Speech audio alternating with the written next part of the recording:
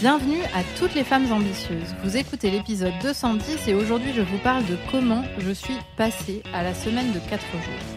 Je m'appelle Jenny Chamas, je suis chef d'entreprise et master coach certifiée. Femme ambitieuse est le premier podcast sur le leadership en France. Ici, j'aide les femmes à affirmer leur leadership pour gagner en confiance, en performance et en bien-être. Pour me soutenir dans cette mission, abonnez-vous au podcast et laissez un avis 5 étoiles sur la plateforme de votre choix. Mille merci. Bonjour mes chers leaders, comment allez-vous aujourd'hui ?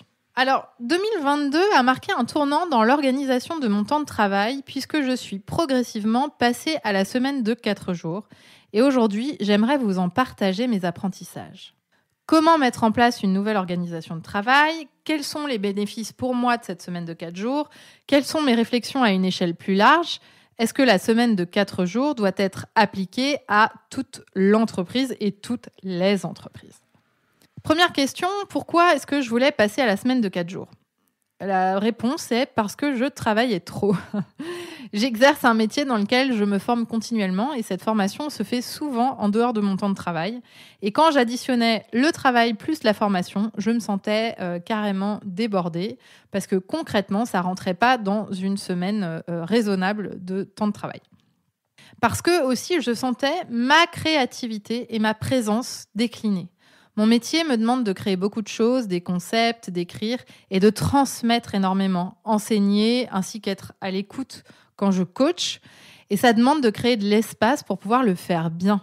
Et parce que j'avais aussi des projets annexes auxquels je voulais donner de la place. Alors, comment mettre en place une nouvelle organisation de travail ? Première chose, il s'agit de le décider. Votre cerveau va forcément vous dire que ce n'est pas possible puisque vous avez fait différemment jusqu'à présent. Pour changer, il faut déjà le décider. Et c'est ce que j'ai fait fin 2021 en inscrivant dans mon agenda 2022 ce changement et en prévenant mon assistante au même moment que j'avais pris cette décision et que donc ça allait impacter les rendez-vous du vendredi. La deuxième étape, c'est justement d'y aller par étapes. Passer de 5 jours à 4 jours de travail par semaine me semblait trop vertigineux. Alors je me suis dit que j'allais découper en 2 étapes. D'abord, ne plus travailler les vendredis après-midi jusqu'en juin 2022, puis passer au vendredi en entier pour le second semestre. C'est vraiment la technique du pas à pas que j'ai appliquée. Commencer par ce qui semble accessible et acceptable pour votre cerveau. Et pour moi, ne plus travailler les vendredis après-midi était possible puisque j'allais déjà chercher mes enfants à 16h15 ce jour-là. Donc en fait, il s'agissait de terminer à 13h au lieu de 16h. Et puis, quand j'ai eu l'habitude de ne plus travailler les vendredis après-midi, passer au vendredi toute la journée me semblait plus accessible, même si ce n'était pas nécessairement facile, je me disais que c'était faisable. Troisième étape, c'est créer les conditions pour que ça marche. Évidemment, quand vous changez d'organisation, c'est difficile de tenir cette nouvelle organisation car il y a tout un tas de pensées et d'émotions qui pointent le bout de leur nez. Dans mon cas, c'était « je ne peux pas me le permettre », j'avais peur que mon business s'effondre. Je ne vais pas me reposer un jour où mon équipe travaille. Je ressentais de la culpabilité. Et puis, l'autre pensée que j'avais, c'est un entrepreneur qui ne travaille que 4 jours par semaine ne peut pas réussir. Et là, j'avais l'air, que ça générait pour moi une émotion de certitude. C'était vraiment certain que c'était pas possible. Alors, c'est un sujet sur lequel je me suis beaucoup fait coacher cette année pour réussir à adopter un état d'esprit à mon service, car au fond, j'avais vraiment envie d'arrêter de travailler le vendredi. Et en adoptant cet état d'esprit à mon service, j'ai développé et cultivé finalement les pensées suivantes. C'est la meilleure décision que je peux prendre pour moi et pour mon entreprise. Ça me permet de recharger les batteries. C'est un luxe que je m'offre. Et j'ai réussi à créer les conditions pour que ça marche, en communiquant avec mon équipe, en planifiant tous mes rendez-vous et mes impératifs les autres jours, et en prévoyant des choses le vendredi en dehors du bureau, pour ensuite ne pas me dire « ah bah finalement je travaille ». Quatrième étape, c'était d'apporter de la flexibilité dans cette nouvelle organisation et dans cette décision. À l'usage, ce que j'ai constaté, c'est que je voulais travailler certains vendredis, notamment pour des événements importants. Parce que quand il s'ajoutait à mon agenda, je n'arrivais pas à le faire tenir sur 4 jours. Donc, il y a notamment les événements que j'organise avec mes clientes, les périodes de masterclass où voilà, je donne davantage de masterclass en public Et puis, tous les événements en partenariat. Donc, on peut dire que je travaille environ un vendredi toutes les 5 ou 6 semaines. Et puis, un vendredi par mois, je suis en formation. Et tout ça, ça me convient parfaitement. En fait, je me permets la flexibilité dont j'ai besoin. Mais je sais que le vendredi, je ne fais pas une journée de travail normale. C'est-à-dire que soit je travaille pas, soit je suis en formation, ou soit je fais un événement client. Mais il n'y a pas de rendez-vous que finalement je mets le vendredi parce que j'ai pas pu le faire avant dans la semaine. J'écris pas un podcast le vendredi parce que j'ai pas réussi à l'écrire avant. C'est vraiment un jour où je ne travaille pas, je ne prends aucun rendez-vous ce jour-là, sauf pour les événements clients. Alors, quels sont les bénéfices pour moi de cette semaine de 4 jours ? Ça m'apporte du recul sur mon entreprise. Ne pas être tous les jours dans mon entreprise me permet d'avoir une vision plus macro, avec plus de hauteur, d'être moins focalisé sur les détails, même si c'est encore un travail chez moi. Ça me donne l'occasion de me reposer davantage. C'est une journée qui me permet de décompresser, de m'occuper de moi, quand évidemment je ne suis pas en formation ou en événement client, puisque dans ces cas-là, je ne me repose pas. Ça m'oblige, quelque part, l'application concrète de cette fameuse phrase dont je vous parle souvent, le « keep it simple », faire des choses simples, simplifier au maximum. Ça me donne du temps en journée pour me former. Je suis notamment une formation de prof de yoga et ça me permet de le faire sans stresser parce que je ne prends pas sur du temps de travail. Avant, je me formais le soir et le week-end et c'est vrai que c'était crevant. Donc, le faire de cette façon, c'est beaucoup mieux. Ça me donne du jus créatif et de l'inspiration, car en fait, je crée de l'espace dans ma vie et du coup, dans mon esprit. Et ça me permet d'expérimenter des choses que je peux ensuite enseigner, et notamment de me rendre compte que je ne mets pas en péril mon entreprise quand je m'absente un jour par semaine. Quelles sont maintenant mes réflexions à une échelle plus large et est-ce que la semaine de 4 jours doit être appliquée à toute mon entreprise et toutes les entreprises en général ? Doit-on ou pas appliquer la semaine de 4 jours à toute l'entreprise et plus généralement aux pays, comme le test, la Belgique, l'Espagne notamment ?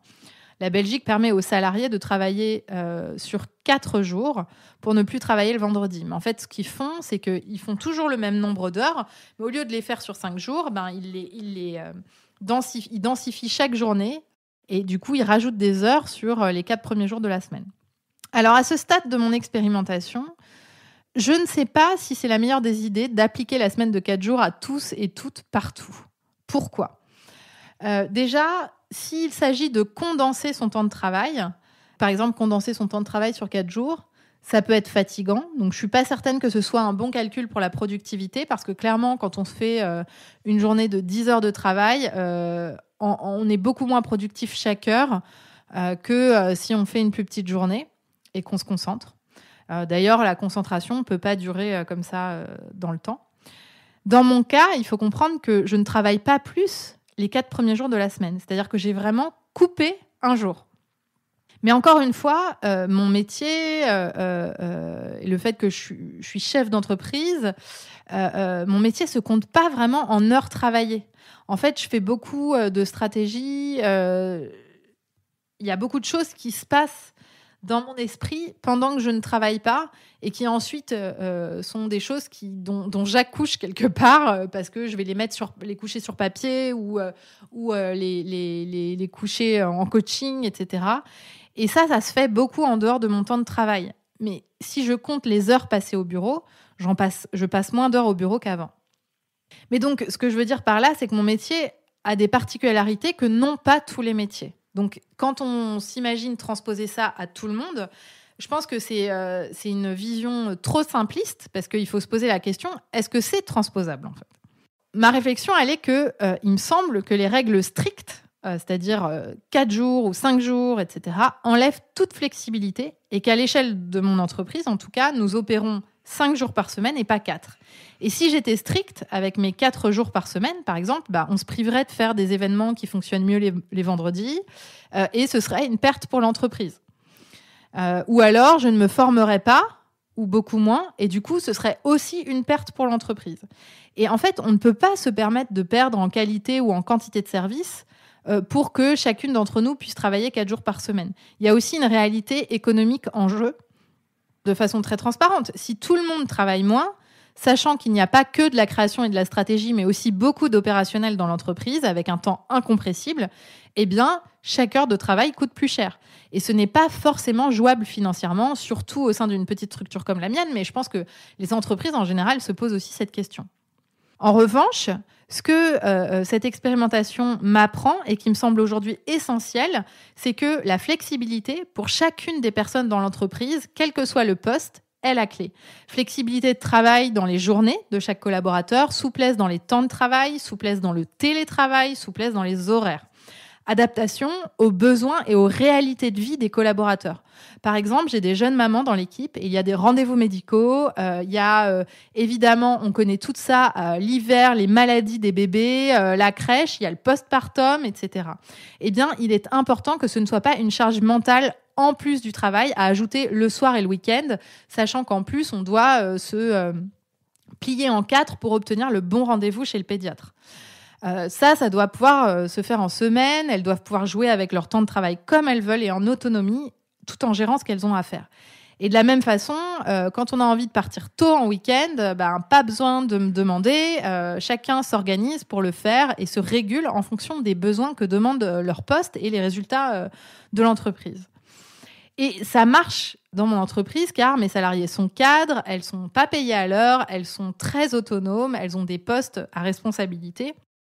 Je suis aujourd'hui beaucoup plus relaxe maintenant que j'ai compris que me donner ce dont j'ai besoin me permet de mieux travailler.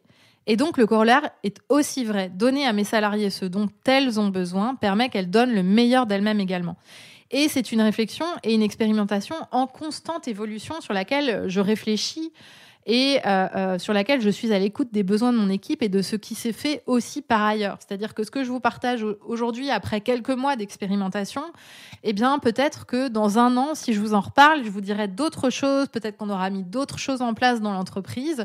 C'est vraiment quelque chose d'évolutif et c'est aussi comme ça que je vois mon entreprise, à la fois comme un lieu où il fait bon travailler, il fait bon vivre, et en même temps comme un terrain d'expérimentation de ce qui est possible.